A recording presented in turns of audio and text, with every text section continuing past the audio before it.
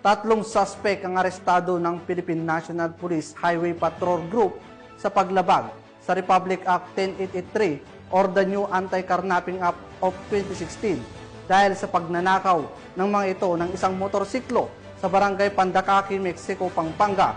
Samantala, matagumpay namang na-recover ng HPG ang nasabing motorsiklo.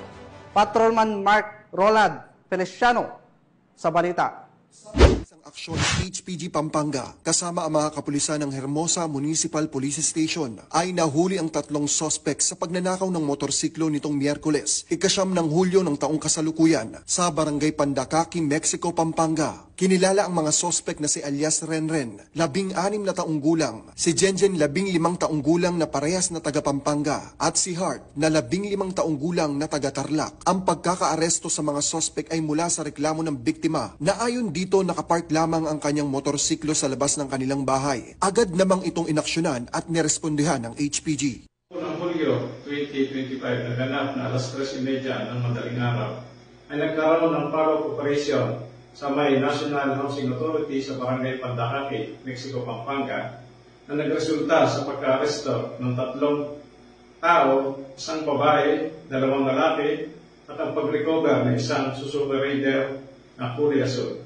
Ang nasabing operasyon ay bunsod ng isang reported na motor knocking incident sa Barangay Mampog, Hermosa, Bataan noong 9 ng Hulyo taong 2025 sa ganap na alas 11:30 ng gabi.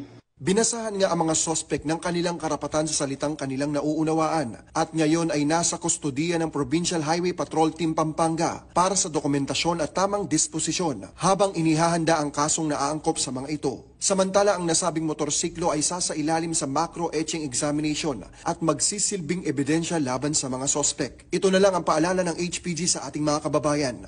Sa naman pong paalala sa ating mga kababayan na sana tayo ay maging maingat sa pagparada ng ating mga sasakyan. Sa rin pong paalala sa ating mga kababayan na kung tayo ay bibili ng mga segundamanong sasakyan, pumunta sa pinakamalapit na hintilan ng Highway Patrol Group upang masiguro natin na ating bibiling segundamanong sasakyan at papel ay nasa maayos na sasakyan. Isang magandang umaga po at God bless us all.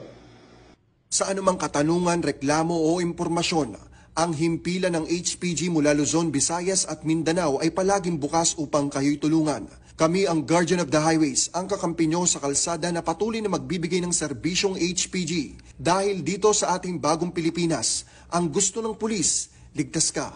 At sa iba pang balitang serbisyong HPG, tumutok lamang sa aming YouTube channel at Facebook page na Police News Network. Mula sa tanggapan ng kakampi nyo sa kalsada at sa pamumuno ng aming buting direktor, Police Brigadier General Eliazar P. Mata. Ako po ang inyong PNN correspondent, Patrolman Mark Roland Feliciano para sa Police News Network. Alagad ng batas, tagataguyod ng balitang pulis.